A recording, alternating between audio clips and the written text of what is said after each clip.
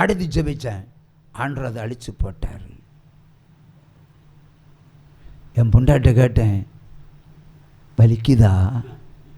அவள் கையை பிடிக்கிறா. ஏன் வலிக்குதான்னு தடவை அவள் கையை பிடிக்குதா? அப்புறம் அடித்ததே அவளுக்கு தெரியல. அடி விழுந்தது சாத்தானுக்கு. என் மனைவியினுடைய முகத்தையே ஒரு சாத்தான் முற்றிலுமாய் மறைத்தனால் அது மொத்த உருவம் ஊழியக்காரி. பிசாசுகளுக்கும் வல்லமை உண்டு. அதை ஜெயிக்கக்குள்ள அதிகாரத்தை ஆண்டவர் எனக்கு கொடுத்துருக்கிறார். அதான் அடித்து நிற்க வச்சு அழிச்சார். ஏன் ஆண்டவர், என் மனைவி ஒரு ஊழியக்காரி, நான் ஒரு ஊழியக்காரன், எங்களுக்குள்ள எப்படி இது வரலாம்? சொன்னேனையா, தூங்காதே தம்பி, தூங்காதே, ஜெபம் பண்ணி விழித்திருன்னு. இன்னைக்கு ஆவி வருதுன்னு தெரியும், உனக்கு விரோதமாக மந்திர வல்லமை வரும்னு தெரியும். அதனால தான் உன்னை ஜெபிக்க சொன்னேன். கேட்டியா? அதனால் ஒப்பு கொடுத்தேன். ஆகவே நீங்கள் வீடுகளில் போய் நல்லா தூங்குனா சாத்தான் வந்து களைய போட்டுக்கிட்டு போவான். நல்லா ஜெபம் பண்ணுங்க. நீங்கள் 24 மணி நேரம் இருக்குது உங்களுக்கு. ஒரு அரை மணி நேரம், அட்லீஸ்ட் ஒரு 15 நிமிஷமாவது தங்கள் இருதயத்தை தேவனிடத்தில் ஊற்றினால் என்ன, உங்கள் பாவங்களை ஊற்றினால் என்ன, சாத்தான் உங்களையோ உங்கள் பிள்ளைகளையோ தொடாதபடிக்கு நீங்கள் நிற்கணும் ஜெபத்தில். ஏனென்றால் உலகம் அழிய போகிறது. ஊரல்ல, உலகமே. நீங்கள் அமெரிக்காவும் பார்க்க முடியாது, பிரிட்டனையும் பார்க்க முடியாது, இந்தியாவையும் பார்க்க முடியாது, தமிழ்நாடையும் பார்க்க முடியாது, பட்டணங்களையும் பார்க்க முடியாது, கல்கத்தாவையும் பார்க்க முடியாது, பாம்பையும் பார்க்க முடியாது, டெல்லியையும் பார்க்க முடியாது, கனடாவும் பார்க்க முடியாது, சவுதியையும் பார்க்க முடியாது, எந்த நாடுகளையும் பார்க்க முடியாது. சொல்லி முடிக்க போகிறார். ஃப்ராங்காக சொல்ல, முற்றிலுமாய் ஃபினிஷ்ட். ஆனாலும் ஆண்டவருடைய பிள்ளைகள் ஆங்காங்கே மீதியாக இருப்பார்கள். இருக்கிற ஆஸ்திகளை தான் அமுக்கிடுவோம், எந்த மாற்றமும் கிடையாது. அப்படி எளிமை நிற்கலாமா? அல்லேலூயா. ஆகவே உங்கள் வீடுகளில் பிசாசு வராமல் இருப்பதற்கு உங்களுடைய ஊக்கமான ஜபங்கள் வேண்டும். ஊழியக்காரர்கள் பாரத்தை போட்டுவிட்டு நீங்கள் சைலண்டாக உட்காந்துருக்காதீங்க. ஊழியக்காரன் தேவை தான், அவன் ஒரு வெளிச்சம் போட்டு தருவான். ஆனால் நீங்கள் ஊக்கமான ஜபங்களை எங்கள் வீடுகளில் இனி உள்ள காலம் ஏறெடுக்க வேண்டும். கர்ச்சிக்கிற பாம்பு பூமியிலே தள்ளப்பட்டது. ஆகவே கொடிய அக்கிரமங்கள் இனிமே தான் நடக்கும், கொடிய யுத்தங்களும் இனிமே தான் நடக்கும், கொடிய அழிவுகளும் இனிமே தான் வரும். ஆகவே வந்தவரோ ஜெபிப்பதை விட வருவதற்கு முன்பாக நம்மை காக்கும் தேவனை நோக்கி பாருங்க. உங்கள் பாவங்களை தூக்கி எறிங்க, சாபத்தை தூக்கி எறிங்க. இயேசு கிறிஸ்து அடிக்கப்பட்ட அந்த பாவத்தில் நமக்கு பங்குண்டு. என்றால் அவரை கல்லால் அடித்தவர்கள் அந்த பாவத்தை நாங்கள் ஏற்றுக்கொண்டோம் என்று சொன்னார்கள். ஏற்றுக்கொண்டது மட்டுமல்ல, அந்த இரத்தப்பழி என் பிள்ளைகளுக்கும் வரட்டும் என்று சொன்னார்கள். அப்பனுடைய சொத்து மகனுக்கு வருமா வராதா? வரும்ல. அப்போ அப்பங்கிட்ட இருக்கிற சாபம் மகனுக்கும் பங்குண்டா இல்லையா? அப்பன் பாவம் செஞ்சான், அப்பனுடைய பாவத்தில் பங்கு பிள்ளைக்கு உண்டா இல்லையா? சொல்லுங்களேன். அப்பனுக்கு தப்பாக பிறந்திருக்கிறான், அப்பன் 8 பேர் வச்சுருந்தான், இவன் 16 பேர் வச்சுருக்கிறான். சொல்கிறேன்ல, சொல்ல தோணுதில்ல. அப்படின்னா நம்முடைய முற்பிதாக்கள் இயேசு கிறிஸ்துவை கொன்றார்கள். அவருடைய இரத்தப்பழி நம்முடைய முன்னோர்களுக்கு உண்டு, நமக்கு உண்டு, நமக்கு பின்னாடிகிற சந்ததிக்கு உண்டு.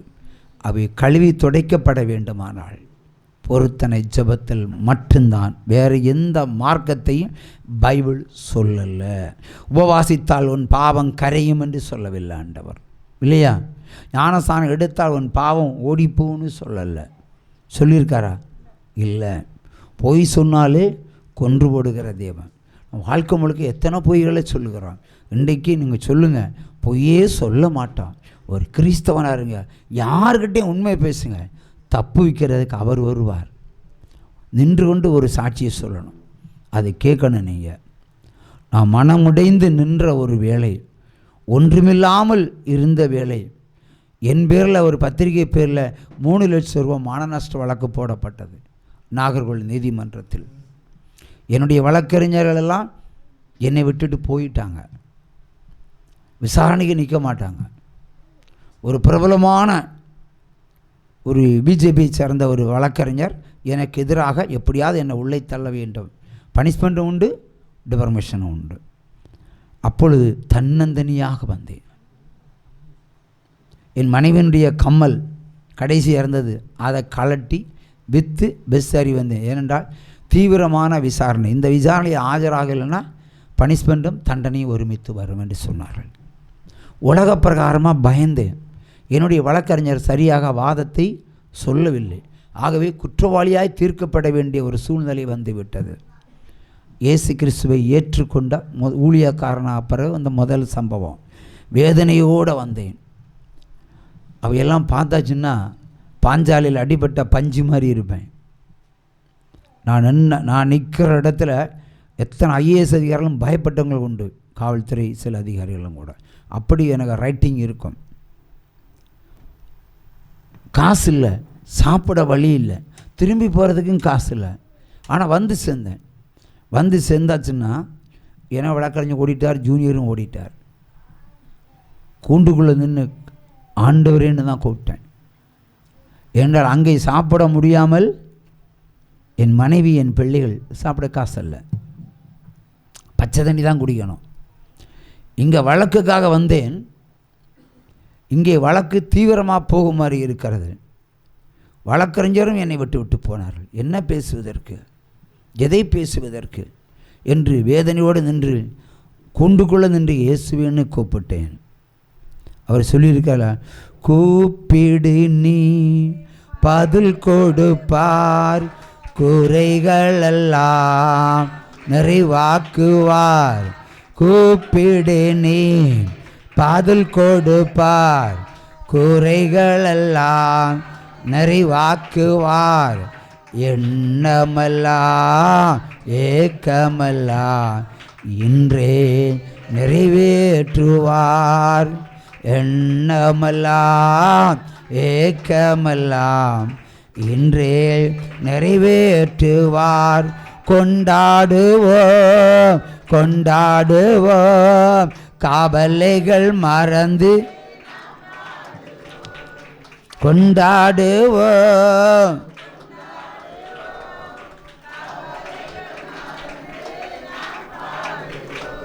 இயேசு ராஜா வந்திருக்கிறார்.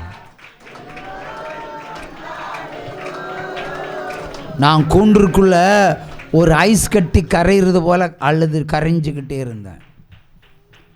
உள்ளுக்குள்ளே நடுக்கம், பசி, டீ குடிக்க காசு இல்லை. இனி என்ன, ஸ்ட்ரெயிட்டாக ஜெயிலுக்கு போகணும், ஸ்ட்ரெயிட்டாக ஜெயிலுக்கு போகணும். உள்ளே போடுவாங்க. மனைவி பிள்ளைகள் நினச்சா ரொம்ப வருத்தம். நான் அடித்து போட்டால் யாருமே கேட்குறதுக்கு ஆள் கிடையாது. தீந்தான்னு சொல்லக்கூடிய ஒரு சூழ்நிலை, கைவிடப்பட்ட சூழ்நிலை, உலகம் நெருக்குகிறது. ஆனால் கூண்டுக்குள்ளே இருந்து ஆண்டவரேன்னு கூட்டு இந்த பாடல் வரிகளை எனக்கு ஞாபகத்துக்கு தந்தார். வழக்கறிஞரனை விசாரிக்க ஆரம்பித்தார். அப்போது ஜட்ஜே கேட்குறாரு, உங்கள் வழக்கறிஞர் எங்கேன்னு. தேடி பார்க்குறேன், போயிட்டாங்க சார். நின்று தனிமையிலேயே வந்தீங்க? ஆமாம், தனிமையில் தான் வந்தேன். சென்னையிலேருந்து தான் வர்றீங்க? ஆமாம், சென்னையிலேருந்து தான் வந்தேன். உண்மை தானே? உண்மைதான், சென்னையில் வந்தேன். பார்த்தா பரிதாபத்துக்குரிய ஒரு சூழ்நிலையில் நிற்கிறேன். அப்போ வழக்கறிஞர் ஒரு பழமொழியோடு ஆரம்பிக்கிறார். யோக்கியம் வந்தான் செம்படுத்து உள்ள வைங்கடோ இல்லாரு ஒரு வழக்கறிஞர். யோக்கியம் வந்தான் செம்படுத்து உள்ள வாங்க, இல்லைன்னா திருடிடுவான். ஜட்ஜு மேலேயும் பார்க்குறாரு, அவருக்கு புரியல. ஒரு விளக்கி கொடுக்குறான். இப்போ பொண்டாட்டியோட சொல்லுவான், ஏய் ஆனால் அவன் வாரான் செம்படுத்து உள்ளே வச்சிருன்னு, இல்லைன்னு தூக்கிட்டு போயிடுவான்னு. பக்கத்து வீட்டுக்காரன் வாரான், வீட்டில் வந்தால் திட்டிகிட்டு போவான்னு அர்த்தம். அந்த மாதிரி சொல்லுவார். அப்போ என் ஒரு பக்கம் வெட்கம், எல்லோரும் சிரிக்கிறாங்க. நான் வரைச்சேன் உள்ளுக்குள்ளே, ஏன்னா ஈரக்குள்ளையே நடுங்கிறது. அவமானத்திலும் வறுமையிலும் பஞ்சத்திலும் நடக்க போகிறத நினச்சி வருத்தப்பட்டு துக்கப்பட்டிருக்கிற வேலையில் இப்படி ஒரு கிண்டல். இருதயம் இரத்த கண்ணீரை வடிக்கிற வேலை. அடுத்த கேள்வி கேட்டார், உன் பத்திரிகை மஞ்சள் பத்திரிகையான்னு கேட்டார். மஞ்சள் பத்திரிகையான்னு கேட்டார். உங்கள் கண்கள் மஞ்சையாக இருந்தால் நீங்கள் பார்க்குற பார்வையெல்லாம் மஞ்சளாக தெரியும். உள்ளுக்குள்ளே இருக்கிற தேவன் பேச ஆரம்பித்தார். உற்சவமாக கையை தட்டுங்க. அடுத்த கேள்வி கேட்டார். எஸ் ஆர் நோ தான் சொல்லணும். கவுண்டரெலாம் கொடுக்க முடியாது. எஸ் ஆர் நோ எல்லா ஜட்ஜிலும் இப்படி தான் சொல்லுவாங்க. நான் சொன்னேன், என்னுடைய விளக்கம் விரிவாக இருந்தால் நீங்கள் கேட்டுத்தான் ஆக வேண்டும். கோர்ட்டுன்னு அப்படி பார்க்கிறது. அடுத்தபடியாக கேட்டார். ஒவ்வொரு 10 புத்தகத்தினுடைய ஒவ்வொரு பக்கத்தையும் எடுக்கிறார். மெஜிஸ்ட்ரேட்டின் காமலேலிகள் ஒரு பக்கத்தில், லஞ்சம் வாங்கினா சப் இன்ஸ்பெக்டர், கொலைகார டிஎஸ்பி, இப்படியே டைட்டில் உள்ள பக்கங்களாக இருக்குது. இதெல்லாம் வாசித்து காட்டுறேன். ஐயா விட்டால் உங்களையும் எழுதிடுவாருன்னு. அப்போ நான் சொன்னேன், நீங்கள் தப்பு பண்ணாலும் இந்த கை எழுதும். ஜன நடுக்கம், ஆனால் இங்கே வல்லமையின் ஆவி உள்ளுக்குள்ள. நீங்கள் தப்பு பண்ணாலும் இந்த கை எழுதும். துணிச்சலான பதில். எத்தனை கேள்வி கேட்டாலும் 1000 வழக்கறிஞர் உள்ளுக்குள்ளே இருந்து பேசுவது போல் கர்த்தர் பேச ஆரம்பித்தார். ஜட்ஜே சொல்கிறாரு, case is interested, it's going on, நாளைக்கு வச்சுருவோன்னார். பல மணி நேரம் விசாரித்தவர். நாளைக்கும் அவருக்கு இன்ட்ரெஸ்ட். இப்போ இந்த வழக்கை விசாரிக்கிறதில் அவர் இன்ட்ரெஸ்ட். 2வது நாள், 3வது நாள், அப்படியே நாட்கள் தொடர்ந்தது. அப்புறமா அந்த வழக்கறிஞர் விசாரிப்பதற்கு அவனுக்கு தடங்களை ஆண்டவர் போட்டார். எதிரியின் வாயை அவர் கட்டினார். இவ்வளோ சம்பவம் நடந்து இத்தனை நாட்கள் விசாரிக்கும் பொழுதும் என்னுடைய வழக்கறிஞர்கள் இல்லை, கைவிடப்பட்ட நிலை. ஆனாலும் அன்றை கடைசி நாள் சொல்கிறாரு, நாளைக்கு நான் கேஸுக்கு தீர்ப்பு எழுத போகிறேன்னு சொல்கிறார். அவனுடைய கேட்க வேண்டிய கேள்வியெல்லாம் வெறும் 5 கேள்வி, ஒன்லி 5 கொஸ்டின். அதுக்கு மேலே இங்கே கேட்கக்கூடாது. அவர் சென்னையிலேருந்து வந்து போயிட்டு இருக்கிறாரு. 5 கேள்வி மட்டும் தான் கேட்கணும், அதுக்கு மேலே கேட்கக்கூடாது. வாதியினுடைய வழக்கறிஞருக்கு ஜட்ஜு உத்தரவு போடுறாரு. அவர் எத்தனை கேள்வியும் கேட்கலாம், ரைட் இருக்கு இல்லையா? நம்ம நிரபராதின்னு ஜட்ஜுக்கு தேவன் வெளிப்படுத்தி எனக்காக பரிந்துரை செய்கிற ஒரு அருமையான நிகழ்வு. அப்போ வழக்கறிஞர் என்ன சந்திருப்பான், ஜேபிஆர் ஜட்ஜை விலை கொடுத்து வாங்கிட்டான்னு அப்படி தானே நினைப்பாங்க. அந்த நாளும் வந்தது. இவர் விசாரிப்பதற்கு வந்தார். பேர் சிங்கமாகும், அதுக்கு முன்னாடி பேருக்கு முன்னாடி சிங்கம்னு இருக்கும் பேர். வந்தார். Only 5 questions. ஜட்ஜ்மெண்ட்டு நான் இவருக்கு தான் கொடுக்க போகிறேன், எனக்கு தான் தரப்போகிறேன் சொல்லிட்டார். ஓப்பன் ரோட்டில் எனக்கு தான் தரப்போகிறேன். உள்ளுக்குள்ளே எவ்வளோ சந்தோஷம் இருக்கும். நம்மளை உள்ள தள்ளுகிற ஜட்ஜு நமக்குள்ளே இருந்து உனக்கு தான் ஜட்ஜ்மெண்ட்டை தரேன்னு வாய் வழியாய் சொல்லும்போது கண்களில் சந்தோஷ கண்ணீர், சந்தோஷ கண்ணீர் இருந்தாலும் இல்லை. நோன்னு சொன்னார். 5 கேள்வி இல்லை, நோ ஒன்லி 5 கொஸ்டின். 3 கேள்வி கேட்டார். இடக்கு மடக்கு பதில் தான், உண்மையான பதிலை கொடுத்தேன். இனி பத்திரிகை நடத்துவியா? நடத்துவேன். இனி இதை மாதிரி எழுதுவியா? தப்பு பண்ணுனா எழுதுவேன். என் கட்சிக்காரன் நிரபராதி, அது ஜட்ஜி சொல்லணும், நீங்கள் இல்லை. அவர் சொல்லணும், நீங்கள் இல்லை. சொன்னேன், கொலைகாரனை காப்பாற்றுறதுக்கும் ஒரு வழக்கறிஞர் வருவார். ஆனால் உண்மை எழுதுவதற்கு ஒரே பத்திரிகை விழிகள் பத்திரிகை தான். தப்பு பண்ணுனா எழுதுவேன். இப்போ எனக்கு ஜெயிலை பற்றி ஒன்றும் கவலை கிடையாது. உடனே ஜட்ஜு பார்க்குறாரு, ஏதாவது பண்ணுங்க, இவரை பற்றி எழுதாதீங்க, விட்டுருங்க. ஜட்ஜை கேட்குறாரு. அப்போ நான் என்ன போல் சொல்லியிருப்பேன் பாருங்க, ஐயா தப்பு பண்ணுனா எழுதித்தான் ஆகணும், அது பத்திரிகை தர்மம். உடனே ஜட்ஜுக்கு புரிஞ்சு போச்சு, இவன் ஒரு அட்டங்கா புட்டாரி. உடனே சரி அடுத்த கொஸ்டின், லாஸ்ட் கொஸ்டின் கேளுங்க. லாஸ்ட் கொஸ்டின் கேட்டார், ஏன் கட்சிக்காரர் நிரபராதி என்று நீ ஒத்துக்கொள்கிறாயா என்று எங்கிட்ட கேட்குறாரு. உன் கட்சிக்காரன் குற்றவாளி என்று தான் பத்திரிகையில் எழுதியிருக்கிறேன். அதான் உண்மை.